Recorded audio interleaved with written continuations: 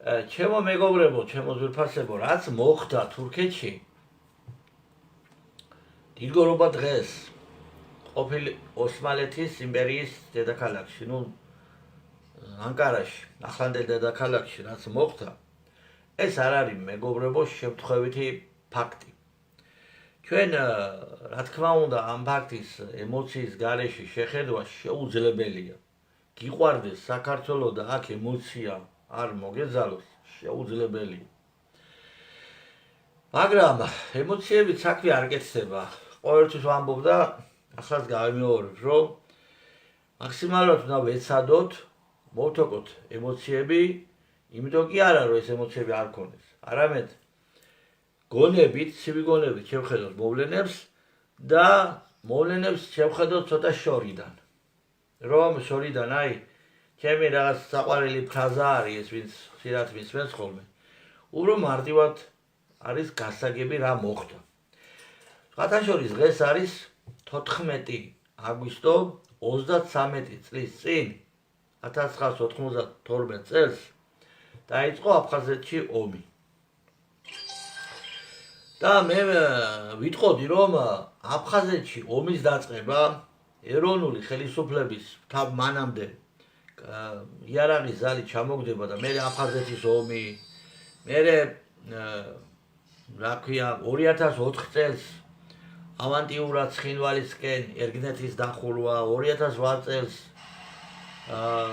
ცხინვალში ომი, 2006 წელს კოდორში მონადირის გაუქმება და ასე და ასე. შემდგომ 2022 წელს ანტირუსული ისტერიკა, სლავა უკრაინჩიკობა. ეს მეგობრებო არ არის შემთხვევითი მოვლენები, ეს არის ერთი მთლიანი ჯაჭვის რგოლები. ნახეთ რას ვამბობ და რისი თქმა მინდა. საერთოდ დედამიწაზე დიდი სახელმწიფოები მოძრაობენ, მოქმედებენ საკუთარი სახელმწიფო ინტერესებიდან გამომდინარე, საკუთარი დაზვერვა, საკუთარი პროპაგანდის გავრცელება. ბოლოს რამდენიმე საუკუნეა მსოფლიო მმართველები არიან ბრიტანელები და შემდგომ ამერიკელები, ანუ ანგლო-საქსები. ბოლო რამდენიმე საუკუნეა, დაახლოებით 2 საუკუნე და 3 საუკუნე, დაახლოებით. იმიტომ რომ ოკეანეების იმპერია არის. დაჩრდილა საფრანგეთის იმპერია, ესპანეთის იმპერია, პორტუგალიის და ბოლოს გერმანიის იმპერია ორჯერ გაანადგურეს, იქნა განადგურებული. და ასევე შეიქმნა მეორე საუკუნეში და ომი იქნა მოგებული ერთ-ერთი უდიდესი იმპერია საბჭოთა კავშირი. უნებრივია ამ სახელმწიფოს დაშლის შემდგომ, საბჭოთა კავშირის დაშლის შემდგომ განსაკუთრებით ანგლო-საქსების ინტერესებში შედის არ გაძლიერდეს სხვა დიდი სახელმწიფოები. ეს იქნება რუსეთი, ეს იქნება ჩინეთი თუ ეს იქნება ევროპა.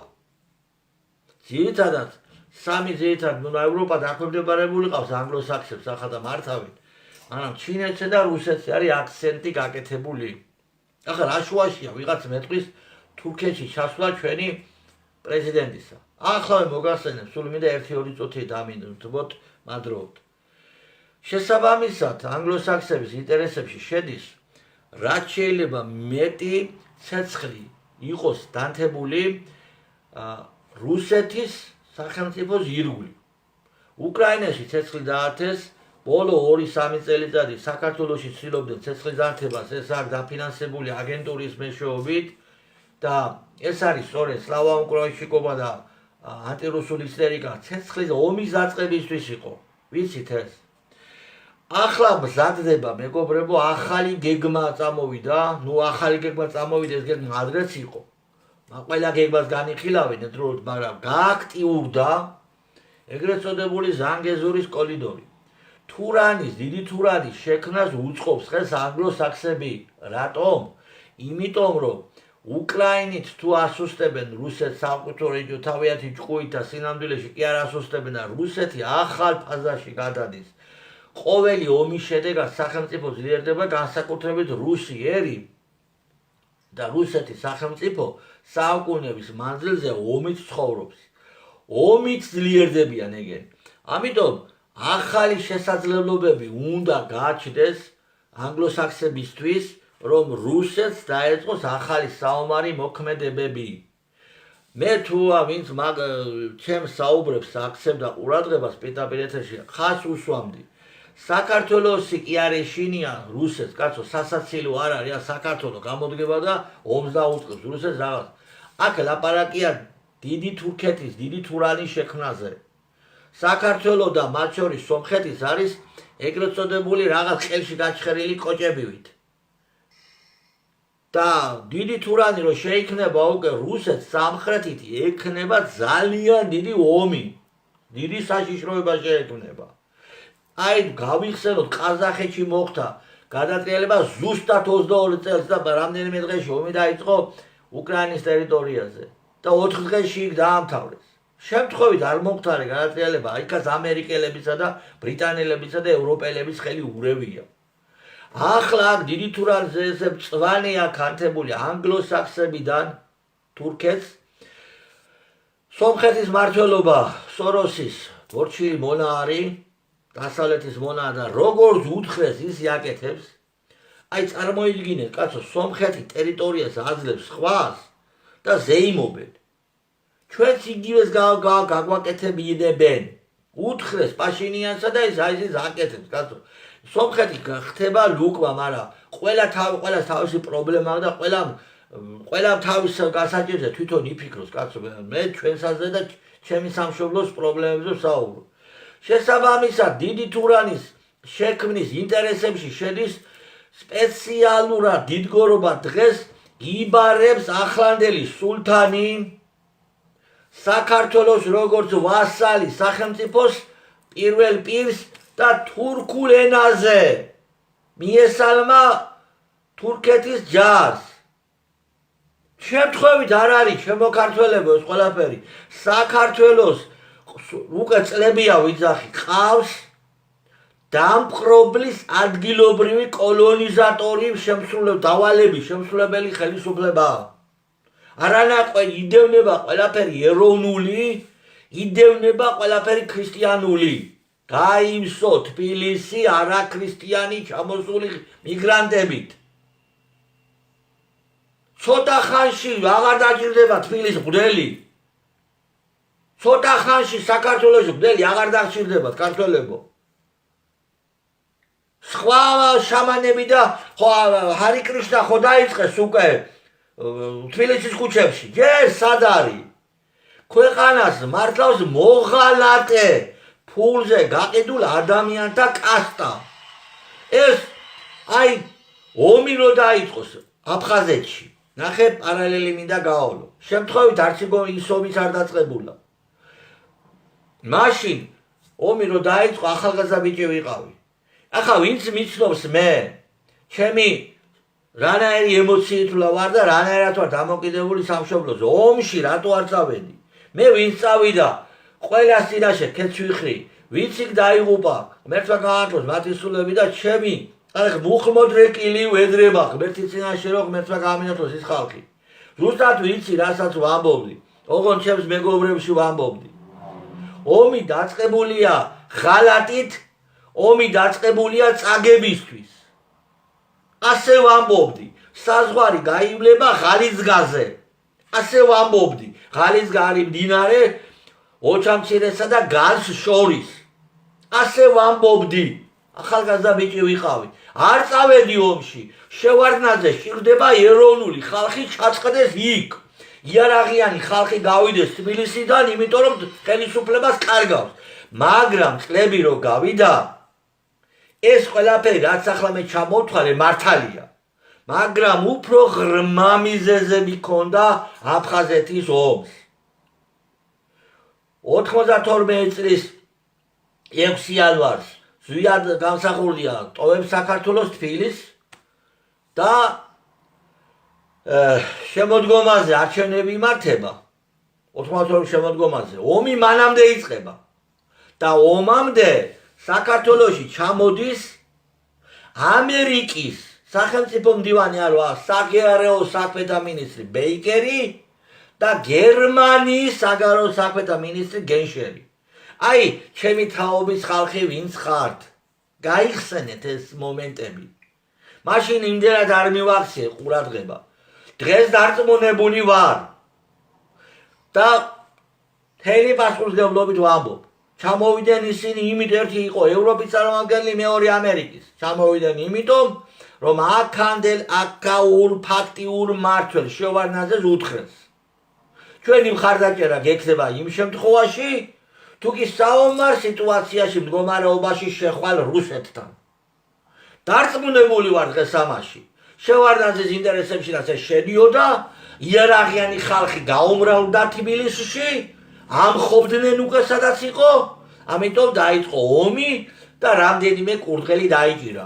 იერარქიანი ხალხი გავიდა იქით, გვარდია მისაწინააღმდეგოდ იყო უკვე, იქით ქობალია იარაღდებოდა დასავლეთში და ზვიადის ხელისუფლების დაბრუნება იგეგმებოდა, ვერ გაუძლებდა შევარდნაძე. და უკვე ვინც თბილისისკენ იარაღს მომართავდა, ცხადდებოდა მოღალატედ. აი გავიხსენოთ ჩემი თაობის ხალხს მოგმართავდა ჩემს უფროსებს. გავიხსენოთ ზუსტად ასე იყო. და ხელისუფლება შეინარჩუნა იერარქიანი ხალხი იარაღის მიმართვა თბილისისკენ უკვე სამშობლოს ღალატად თვლიდა საზოგადოება. ომია კაცო, შენ თბილისს უტევო. და შეინარჩუნა ძალაუფლება. ეს დაემთხვა შევარდნაძის ინტერესები და დასავლეთის ინტერესები. ახლა რო იძახიან რუსეთი შედიო რუსეთის ინტერესებში აფხაზეთის ომი არ შედიოდა. დაუფიქრდეთ პატარა. რუსეთი თუ კი ფიქრობდა, მაგრამ ვინც მართველი იყო მაშინ რუსეთში, ელჩინი. ის იყო ჩვეულებრივი ლოთი და ამერიკის შნირი. და მის ინტერესებში შედიოდა, იმიტომ ისიც ამერიკის დავალებებს ასრულებდა. და ნამდვილი პატრიოტი რუსის ინტერესში აფხაზეთში ომი არ შედიოდა. დაფიქრდით უბრალოდ, რაში ჭირდება მეზობელთან დაპირისპირება. მშვიდობიანად ურჩევნია. დღეს რა უშლის ხელს რუსეთს 2008 წელში ჩვენი შეეშინდა, ტანკები არ ეყო, ტყვია-წამალი არ ეყო თუ რა. არ უნდა დაძაბულობა მშვიდობიანად მის ინტერესში შედის, რა თქმა უნდა, მაგრამ თუ ნამეტანი ავცუნდრუკდებით როგორც ვართ აცუნდრუკებულები და ისევ როგორც ახლა უკვე აზერები და სომხები არიან აცუნდრუკებულები, რაც ხდება უკრაინაში, მოხდება კავკასიაში. სამწუხარო რეალობა ეს არის და გავაგზავნეთ თქვენებით. ეს არის დიდი თურანის შექმნის იდეა. ჩაიყვანეს, დაიბარეს.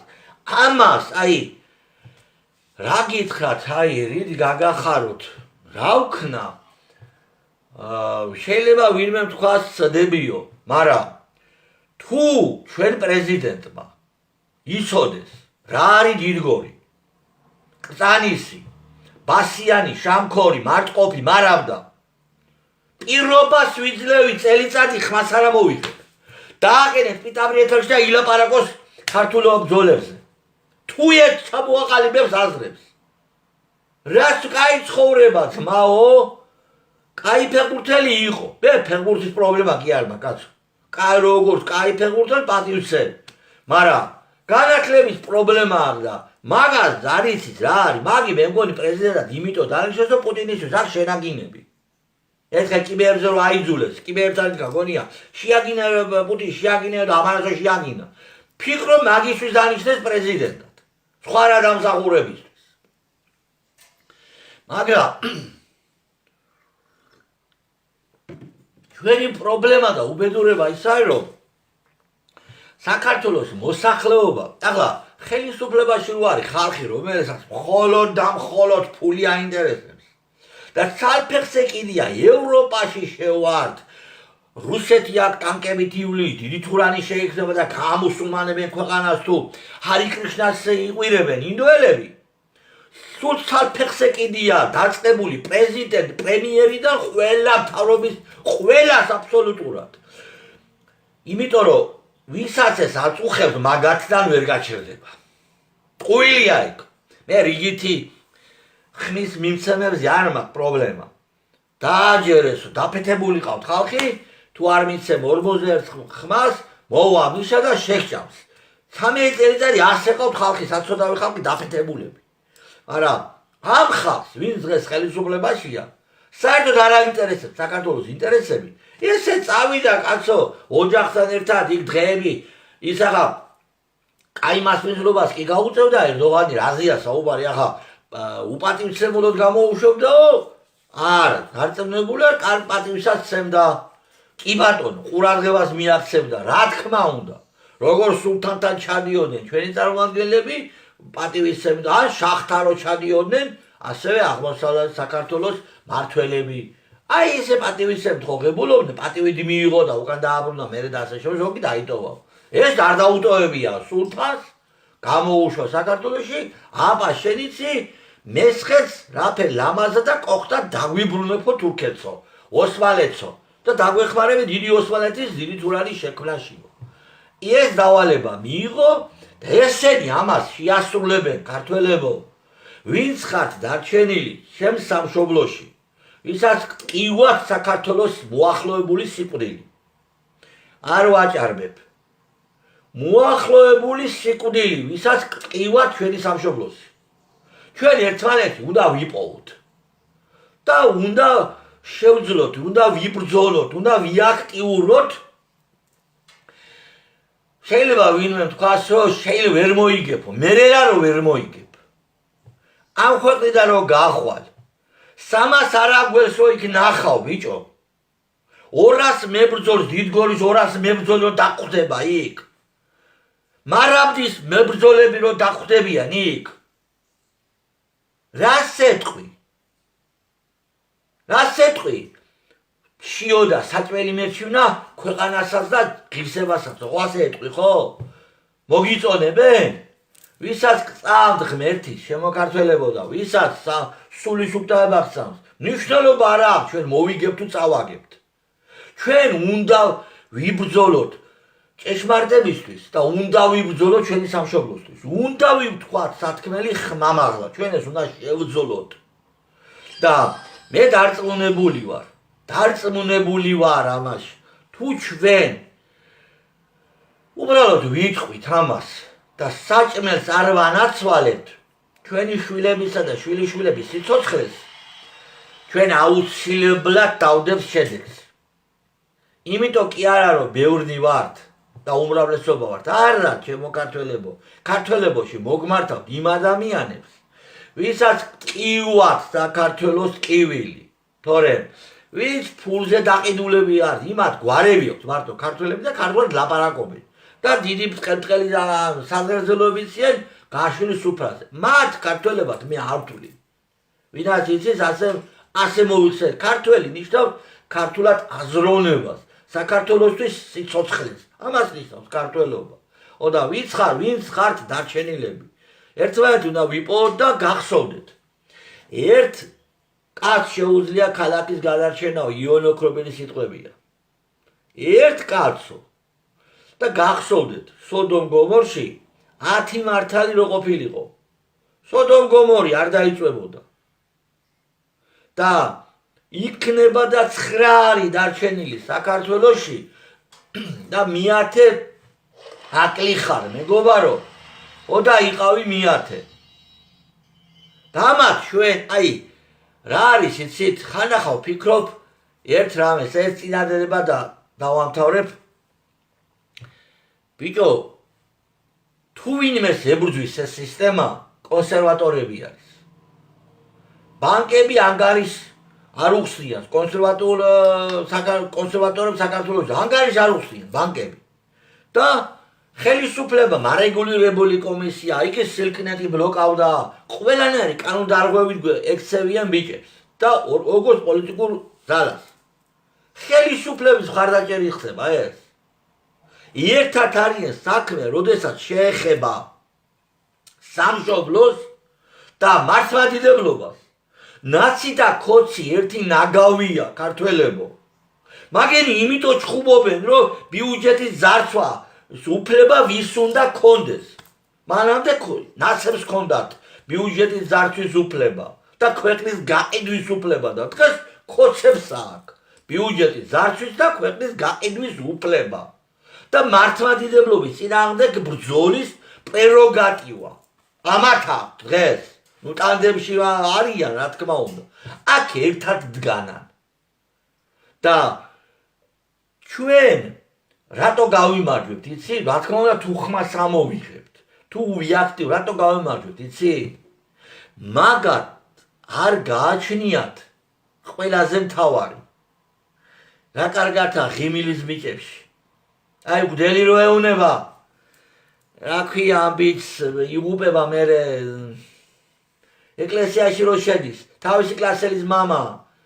მოდიან გერმანელები წააგებენო და რა იცი მამაო და არ გააჩნიათ ყველაზე მთავარიო სიმართლე. მათს არ გააჩნიათ სიმართლე. და აუცილებლად წააგებენ ეგენი. ჩვენ თუ წავაგებთ, იმიტომ კი არა რომ ეგენი არიან ძლიერები, იმიტომ რომ სოროში ვიქნებით შემძვრალები და მიტო წავაგებთ. თორე ამათ პასუხს ვაგებინებთ და აი მას ვამბობდი, რატო გვებრძვიან თქო რა უნდათ? ზუსტად იციან, მეგობრებო, ნაცები რო დამბურდეს, ამ ხოცების დიდ თანამდებობის პირებს რამე კი არ მოუვათ. ლექტორებად იქნებიან უნივერსიტეტებში. მაგრამ ჩვენი ძალა რომ მოვიდეს, პროცესი დაიწყება, მე ვიცი ეს. ავტომატურად, იმიტომ კი არა ჩვენ გვინდა. პროცესი დაიწყება სანიმუშოდ, სამაგალითოდ, სამშობლოს მოღალატეების, ქართული მიწის გამყიდველების, დედა ეკლესიის მტრების პროცესი დაიწყება მათ წინააღმდეგ. ეს ზუსტად იციან, მაგათი ადგილი აქ აღარ იქნება. ზუსტად იციან ეგ. ამიტომ ვისაც უნდა ებრძოლონ, ესეც იციან. და ებრძვიან კიდეც რა. დავამთავრებ ასე. არჩევნები ახლოვდება და 3 ნომერი ქართველო. 3 ნომერი.